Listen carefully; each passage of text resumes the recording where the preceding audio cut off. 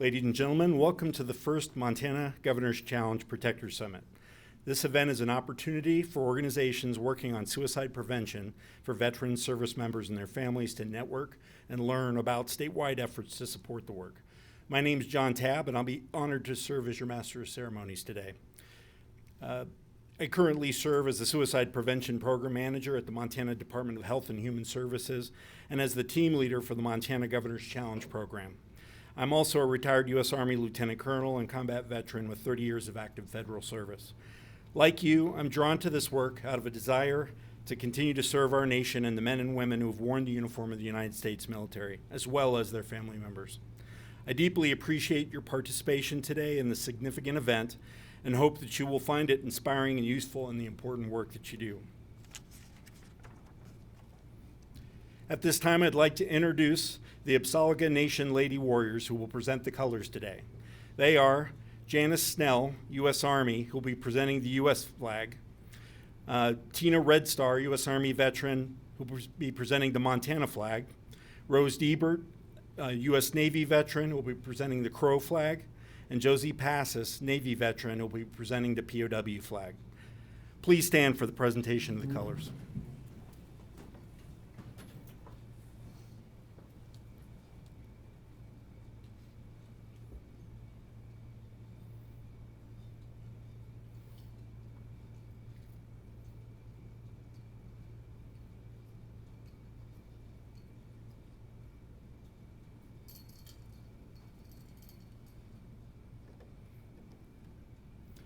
Please remain standing as our national anthem is performed by Jackson Collender.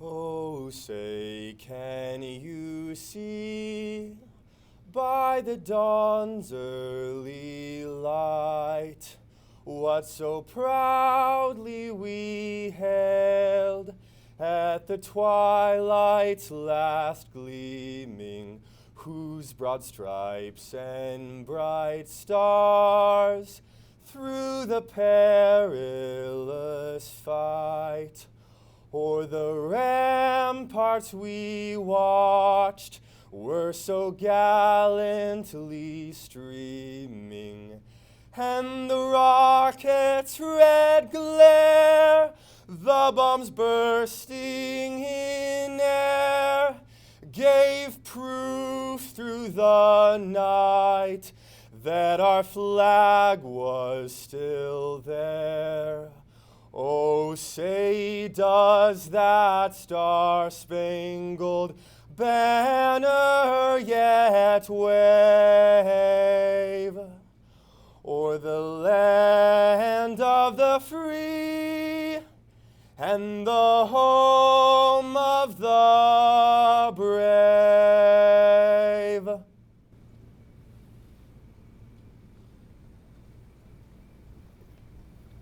Thank you, Jackson. Post the colors.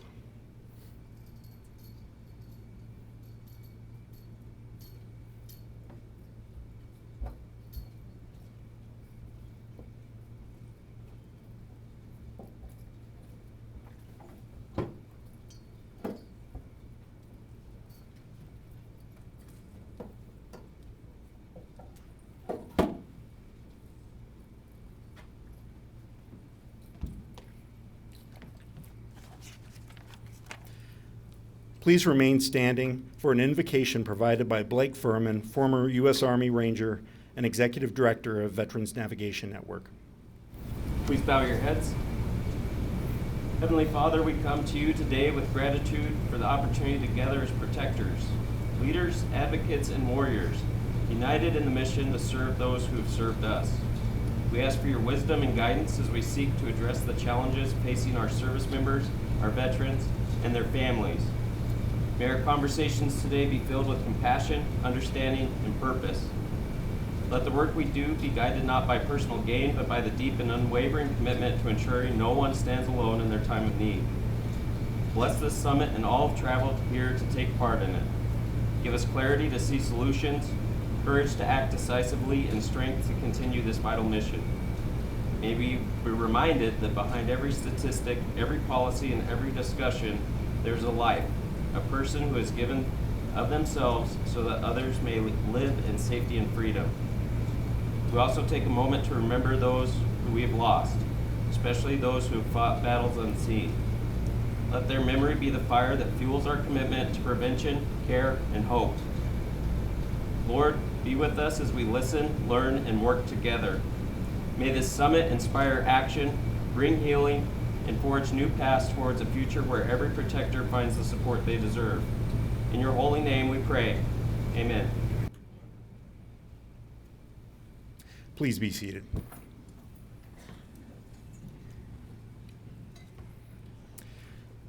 The state suicide prevention work for service members, veterans, and their families, the population that we refer to with the acronym SMVF, began with the establishment of the Montana Governor's Challenge in 2018.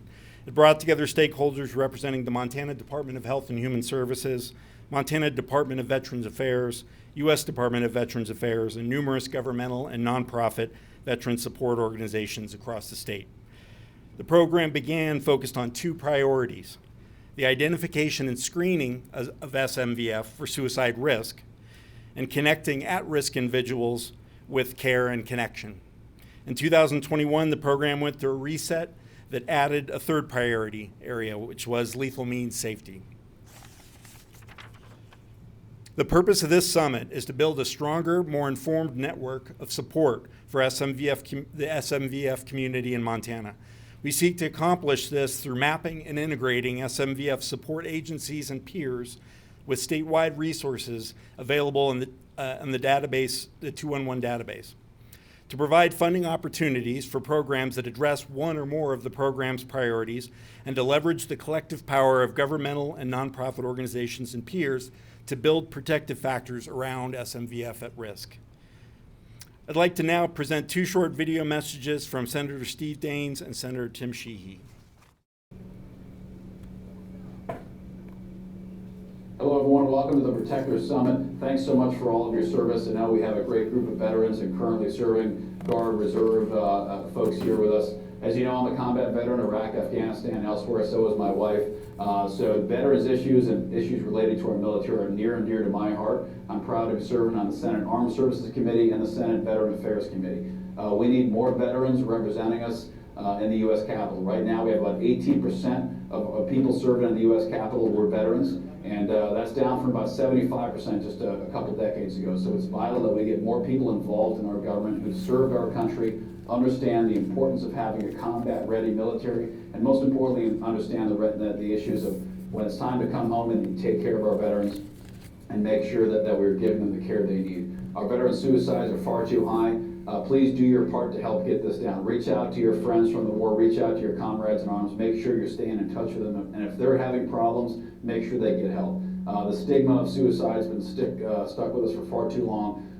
Mental health is health care. Make sure to help your brothers and sisters in arms get the care that they need. We're facing a number of tremendous challenges for our military and our veterans community right now. We're trying to solve those on the Hill, but nothing is more important than making sure that our military is ready to fight the next war. So our young men and women, when they go overseas, they have the tools they need and the leadership they need to fight, win, and come home alive. That's my top priority here on the Hill. That's what I'll be working on. I've also been working on, I'm very proud to have had the first bill I've sponsored is the VA Home Loan Awareness Act to make sure that our veterans, after they come home, are able to have the proper information they need to access VA home loans so they can live the American dream and someday own their own home after they've bravely served their country. Additionally, we're working on reforms to our Department of Defense right now to return lethality and combat readiness as the top priorities of our military. We are also working on defense acquisition reform so that our commanders can buy the equipment that they need to equip our troops to be combat ready. It's an honor of my life to serve our country yet again. If you need anything with regard to military issues, veterans issues, reach out to my office. Todd Dunlap is our State Veterans Director. Many of you may know him from your VSOs. He's a fantastic human being. He's served his country honorably, both in the military and in the VA. And now in this capacity, he's going to help us make sure that you Montana veterans get everything you need. Please enjoy the conference and God bless. I've got a letter from Congressman Troy Downing that I'm going to read to the group here. Congressman Downing writes, "Good evening. I send my regrets for not being able to attend with you all in person, but I am grateful for the opportunity to write this letter for you at this year's Protectors Summit. This is a vital gathering that underscores our shared commitment to those who have dedicated their lives to service. Ensuring the well-being of our military personnel, veterans, and their families is not just an obligation, it's a promise we must uphold with passion and persistence. This summit brings together a number of selfless individuals and organizations who work tirelessly to uplift and strengthen our military community. Their collective efforts, dedication, and compassion make a profound difference in the lives of those who have served. I want to express my heartfelt gratitude to all organizations involved for their tireless advocacy and unwavering support. It is through their commitment that real change has happened and lives are transformed. Building a network of support for our service members requires collaboration, dedication, and unyielding belief in their resilience. The work being done is not just about providing services, it's about restoring hope, empowering communities, and reinforcing the idea that no veteran stands alone. As a fellow veteran, I'm unrelenting in my support and gratefulness for you and your families sacrificed to this nation, and will always put you first in Washington. Troy Downing. Real quick also, I want to thank our sponsors before I introduce our keynote speaker. They are the Montana National Guard, the Montana Governor's Challenge Team, the Veterans Navigation Network, the Breakfast Exchange Club of Billings, Intermountain Health, and the Billings Hotel and Convention Center staff. Thank you very much.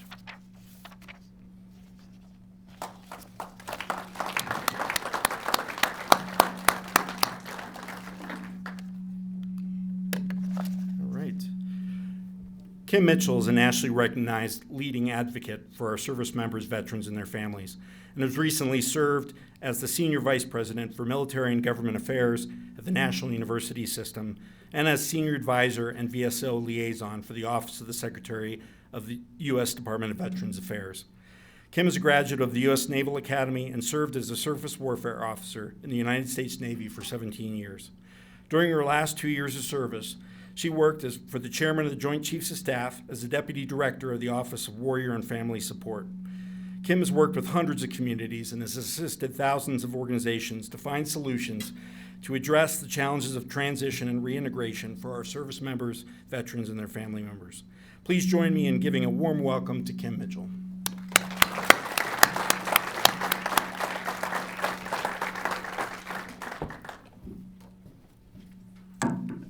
Good morning, everybody. Good morning. Anytime I get to fly to Montana, it's a great thing. There is something very beautiful about Big Sky Country, and I absolutely love this area and love the people here in the Billings and Roundup area. I know I've been to Roundup, I believe, 4 times. Usually it's like 90 degrees and 100% humidity, so this is absolutely the first time where I've been freezing coming into this area, but it's always good to see so many people so dedicated to those who have served and our families. I want to thank John and Mike and Blake and the Veterans Navigation Network for inviting me to be here with you today. I think the email that I got from Mike was about 10 months ago asking me to speak at this event, and I'm like, that's a little early. Why don't you reach out to me in a few months so I can figure out my schedule and whatnot. But it all worked out for me to be here. And thank God the planes took off and landed okay yesterday, because I heard there was some crazy weather about an hour or so from here. So I'm glad that I was able to land. So when I give a speech, quite often I'll start out with a quote. And there's a quote from Leo Roston that I want to mention today. I cannot believe that the purpose of life is to be happy. I think the purpose of life is to be useful, to be responsible, to be honorable, to be compassionate. It is above all to matter, to count, to stand for something, to have made a difference that you have lived at all. And I believe, based on just the few people that I've talked with just here today, that all of you are here because you believe in the power of our veteran and military community, especially after they come home, to ensure that they have the resources. So I'll tell you a story about 6 service members. 6 service members died and went to heaven. Now, I know that there's a whole lot of folks that are like Army types in here, but believe me, this is a true story. Of these 6 service members, there's 1 from each service. So what happens when you get 6 different services together in a group? Ooh, I see it right there. You start to bicker back and forth on who the best service is. You hear it all the time. You start like competing with one another. You've got the Air Force veterans yelling, aim high, look at the sky. You've got the Marines looking for the nearest chow line. I know there's some Marines in here. You've got the Army saying whatever it is, that weird word that everyone says that pretends that they're motivated, that no one knows, that I don't even know how to spell. You've got the Coast Guard looking for the nearest drug interdiction. You got Space Force, who's so brand new. They're still learning how to put on their uniform. They're still learning how to march. They're just watching everybody else. And then you've got the Navy, keeping everyone in line and on time, getting to where they need to. Getting to where they need to. Yes. So here we get, these service members get up to the gates of heaven, and St. Peter's there, and they're bickering back and forth. They're like, St. Peter, solve this riddle for us. Who is the best service? And he looks at them and he goes, y'all are a bunch of crazy people. He's like, I cannot answer this question. This question is way above my pay grade. So he takes off. He comes back, and he's carrying with him, he's carrying a note card. And he starts to read it. And he says, all of you have served your country with honor. All of you have served your communities and your families and for a cause greater than yourself. You have left the world a better place than how you found it. Come and rest. Sign God, United States Navy, retired. True story. I always like to start out with that because, one, kind of gets people to laugh, gets people to kind of like sit back, relax, and it helps me as a speaker kind of break the ice, right? So I want to take you on a little journey. In May of 1972, when the North Vietnamese were advancing into Quang Tri, South Vietnamese Marine and his company were assigned to evacuate the village and then blow up the My Chang Bridge just south of the village. And right before they blew up the bridge, one last survivor stumbled across the bridge carrying a bundle. And when he went to investigate, that bundle was a baby wrapped up in a towel and placed in a hat. He said to the survivor, "Is this your child?" He said, "No. I found this baby wrapped in a towel, placed in a hat." He said, "But I can't take her any further. I need you to save this child's life." So this South Vietnamese Marine did as all Marines do, and they commandeered whatever gear is necessary to accomplish a mission, and took the company jeep and drove from Quang Tri down to Da Nang and presented this child to the nuns. The nun said, "Is this your child?" He said, "No." "Does she have a name?" "Not that I know of." And they said, "Well, you brought her, you name her." And he's like, "I'm going to name her Nak Bik, meaning precious pearl." A few months later, a U.S. airman did as many service members did during that time, went over to the orphanage carrying supplies and water and food and to spend time with the children to maybe get their mind off of war just for a little moment in time.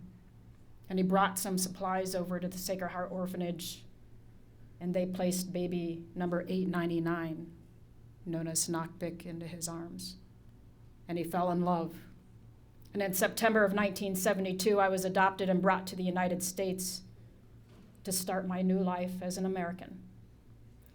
For the first 6 years of my life, my dad was active duty Air Force, and so we did as active duty military families did. We went from place to place.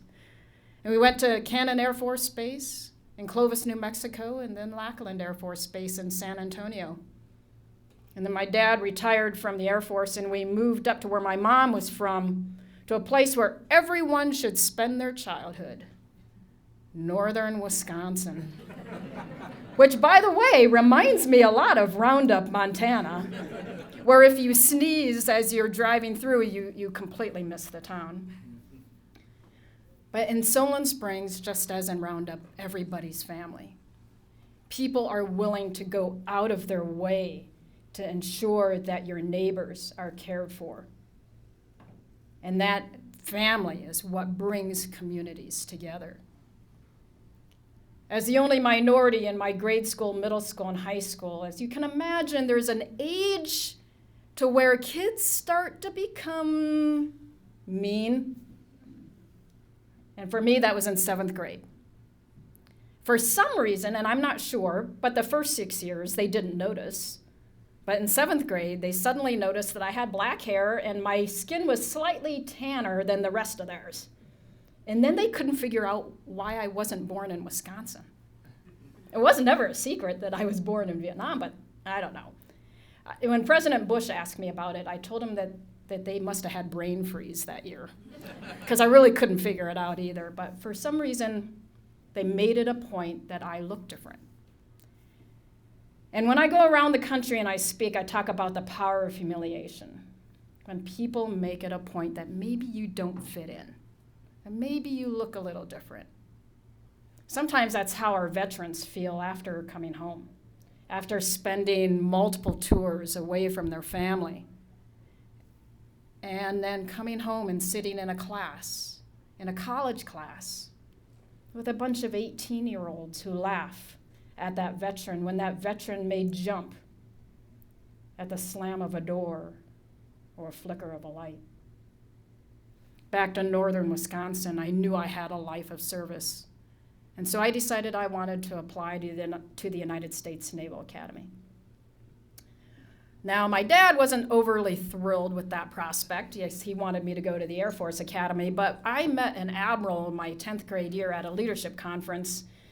And when I told him I was interested in an academy, he decided that his goal in life was to get me to look at the Naval Academy. And so he gave my name and address to the Naval Academy, and I suddenly got like pamphlets and catalogs, and everything was in color, and people were smiling. These midshipmen looked like they were having fun. Propaganda works, ladies and gentlemen. I guarantee you, because they had a lot more fun than what I was looking at the encyclopedia about the Air Force Academy, which was in black and white. And so I decided from then on that I was going to go to the United States Naval Academy, and I was fortunate enough to be accepted. And 2 weeks before I reported into the Naval Academy, my father, while working on the farm in northern Wisconsin, was struck by lightning and killed on our farm. And when I go around the country and I talk about that, it's not because I want pity. I want people to understand that I know what can happen to a family when a tragic incident happens. I know how fragile a family structure can be. I know how mental health can take over. I know how drug addiction can take over. And I know how incarceration can affect a family. But I also know the power of that community and how that community can come together and lift that family back up, get that family back on their feet, and keep that family moving forward, because that's what we want to do as veterans and as military families, is keep moving forward. The Naval Academy recognized that I needed a year off to take care of my mom and my brother and the farm, get the things back in line, and so they allowed me to take the year, and then I was accepted back again with the class of '96. Graduated, as my bio says, is that I did 17 years as a surface warfare officer, serving on ship and on land, my last 2 years working for Admiral Mike Mullen, the 17th chairman of the Joint Chiefs of Staff. And in that capacity, I was a deputy for the Office of Warrior and Family Support.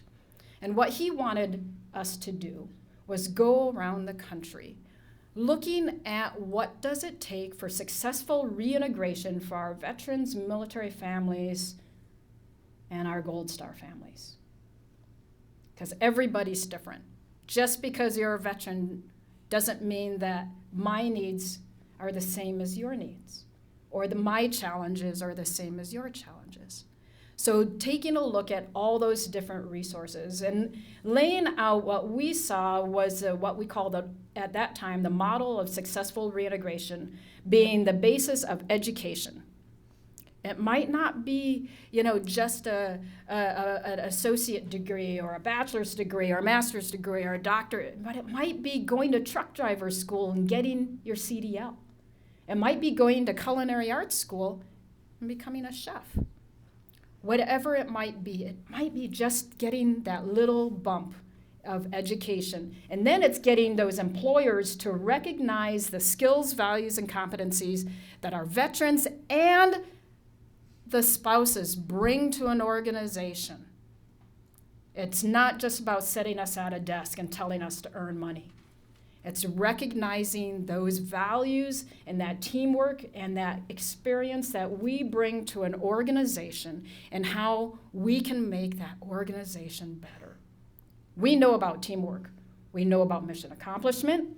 We know about prioritization of tasks. We know how to operate in fiscally constrained environments.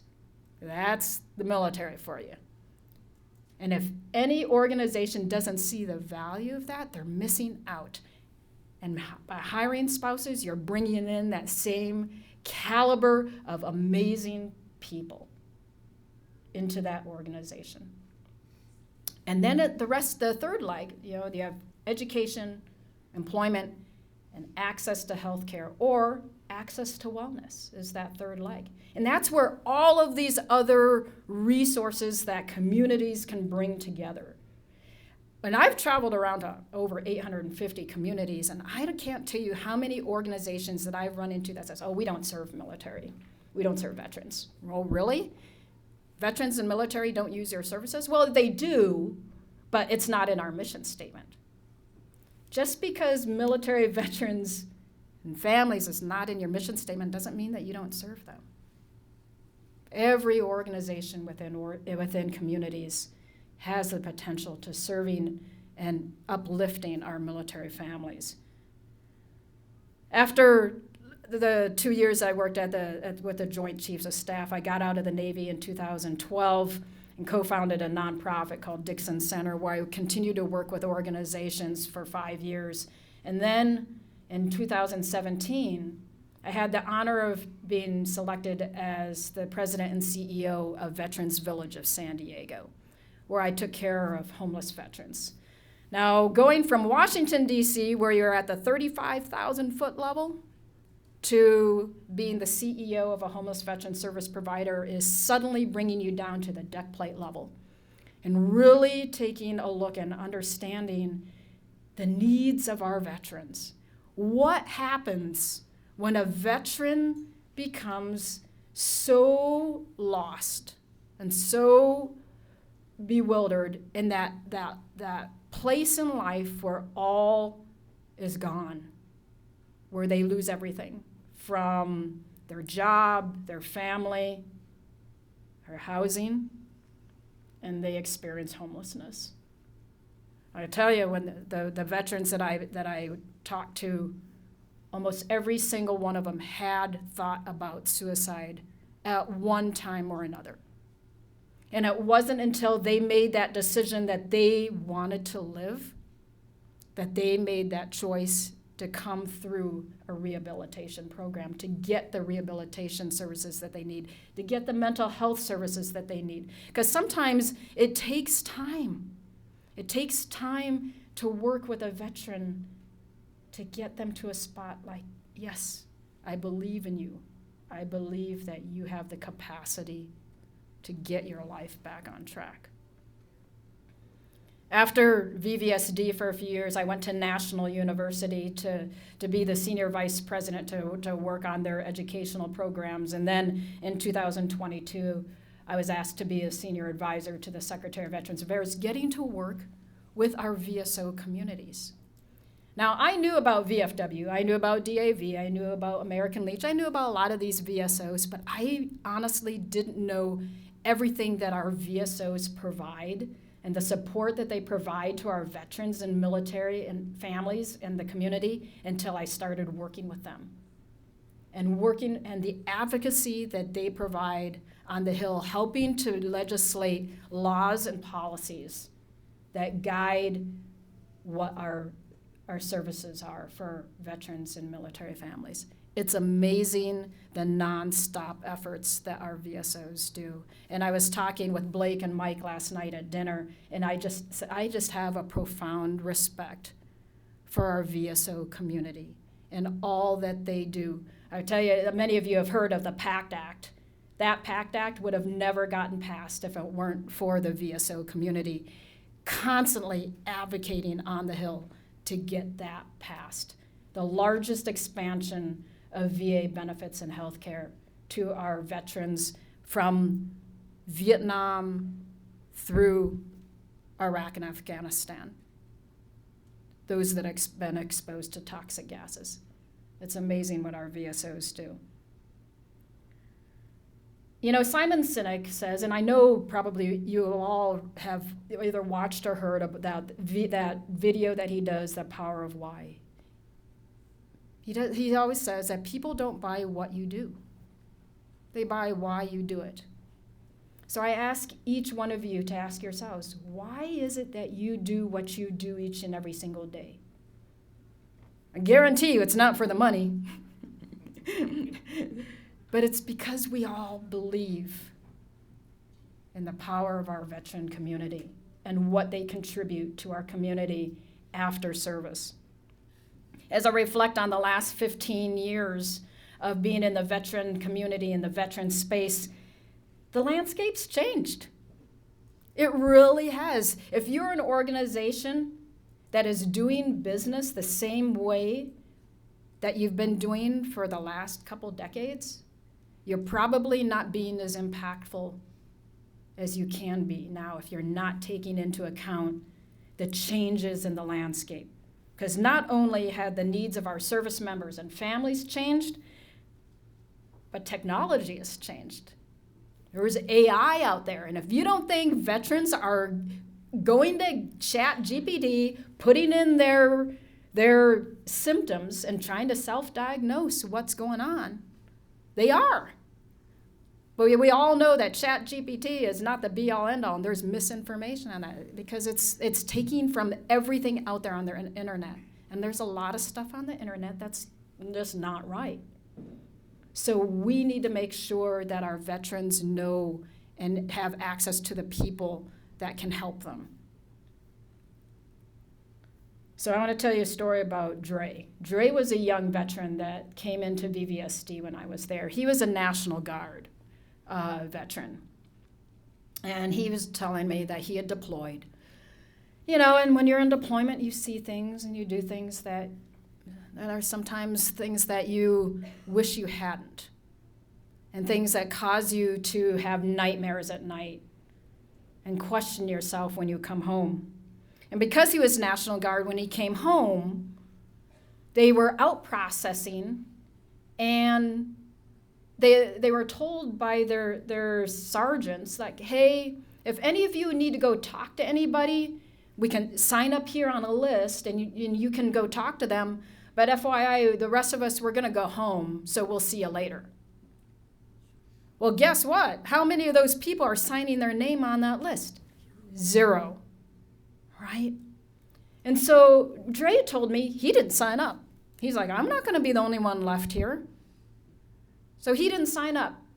He said he got on the plane, flew back to San Diego. While he was waiting for his buddy to come pick him up at the airport, he knew he felt different at that moment. He knew something was different. He went to the military medicine. They gave him some prescriptions. And suddenly those prescriptions ran out. And because he's in San Diego, he started going down to Mexico to get the opioids because they were a lot cheaper down in Mexico. And one thing led to another, and he became homeless.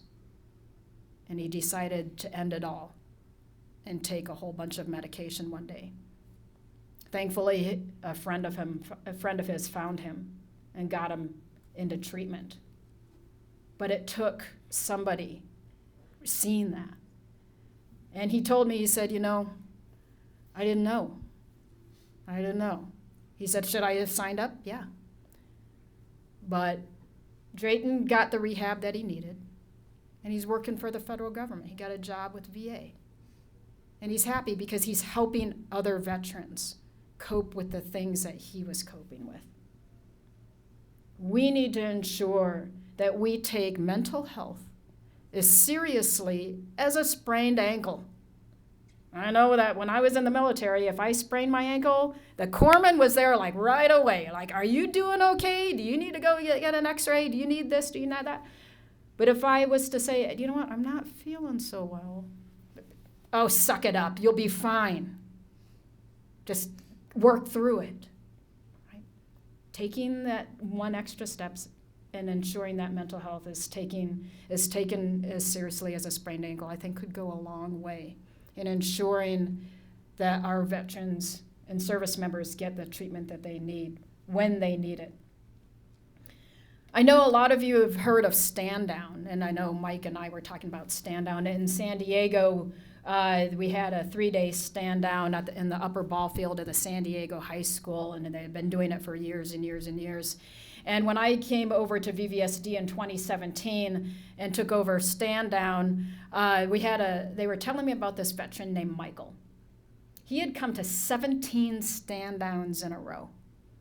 And each and every single year, the staff at VVSD would be like, Michael, why don't you come in? We've got programs. We can get you some treatment.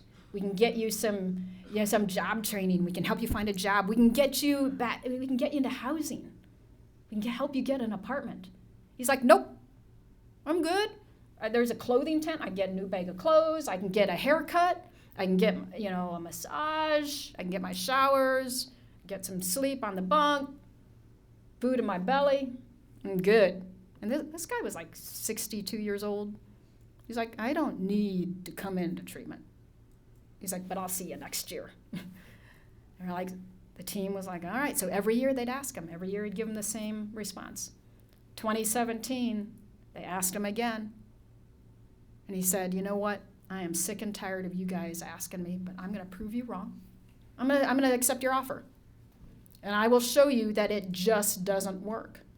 And so on Sunday, when he came in, as we did with everybody that was coming into the program, we announced it, and then we would kind of get them in line and get them on our shuttle with all of their gear to get them over to the campus. And I was there, and I shook his hand, and I said, you know, Michael, I said, I'm very proud of you for taking this step. And he's like, you know what? He goes, I'm just going to go there, and I'm going to prove you wrong. He's like, I'm not going to last. I said, okay. I was like, but while you're there, I'll make sure to see you every day, just to say hi. He's like, all right. So we got him on the van, and I turned to my staff. I'm like, put him on KP duty. Give him some responsibility and some purpose. And they're like, roger that. Put him on KP duty. Michael showed up every single day to wipe the tables down, to help set up, to do what was needed in the chow hall to get ready for meals. And every day at noon, I'd go down to the chow hall, and he'd come running up to me, and he'd stand at attention, you know, those Army types.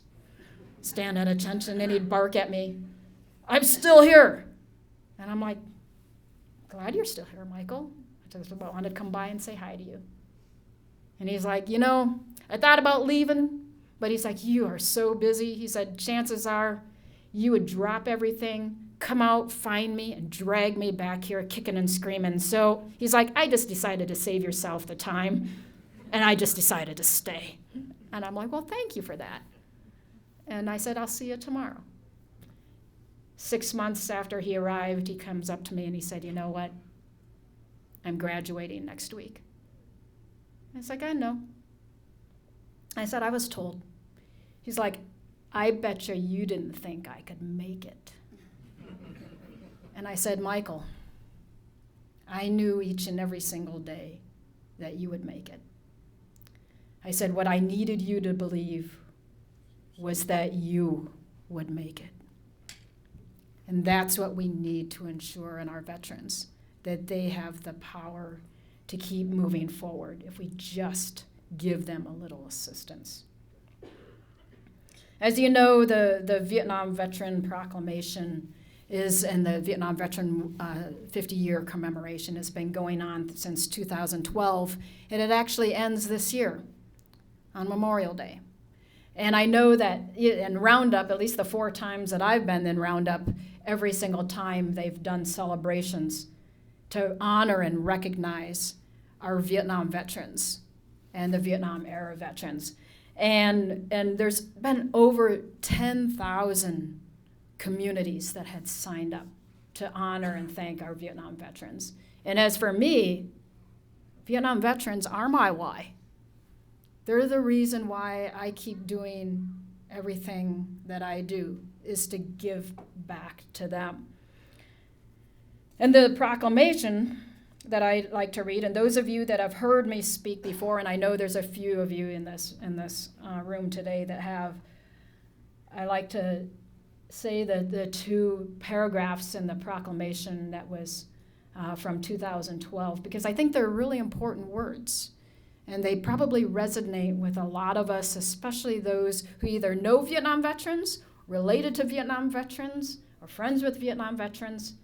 You probably understand these words. As we observe the 50th anniversary of the Vietnam War, we reflect with solemn reverence upon the valor of a generation that served with honor.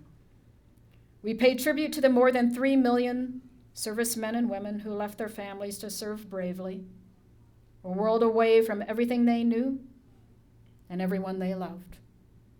From Ia Drang to Khe Sanh and Hue to Saigon and countless villages in between, they pushed through jungles and rice paddies, heat and monsoon, fighting heroically to protect the ideals that we hold dear as Americans.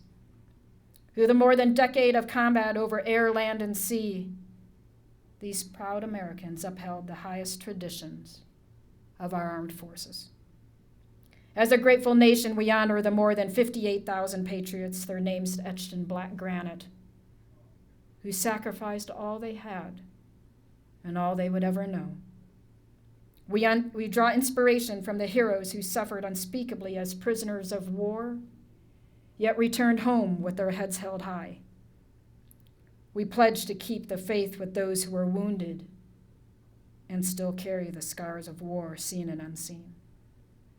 With the more than 1,600 of our service members still among the missing, we pledge as a nation to do everything in our power to bring these patriots home. In the reflection of the wall, we see the military family members and the veterans who carry a pain that may never fade. May they find peace in knowing their loved ones endure, not only in medals and memories, but in the hearts of all Americans who are forever grateful for their service, valor, and sacrifice. Are there any Vietnam veterans or Vietnam era veterans here today?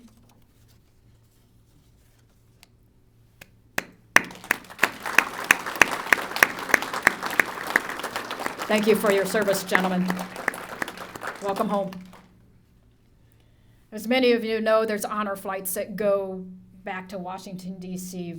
frequently from all ends of the United States, bringing these veterans home to Washington, D.C. to see the various memorials. And there's a Vietnam Veteran Honor Flight from northern Wisconsin that goes every year, and I'm honored to always be asked if I want to participate because of my story and because I'm from Wisconsin. It's called the Old Glory Yellow Ribbon Honor Flight.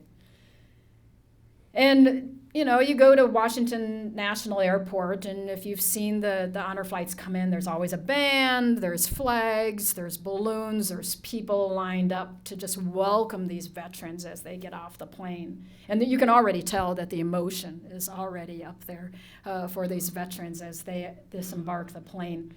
And as we get them through and they get put on the buses to go start their tour of Washington, D.C., I get on the buses with them, and I start talking with them.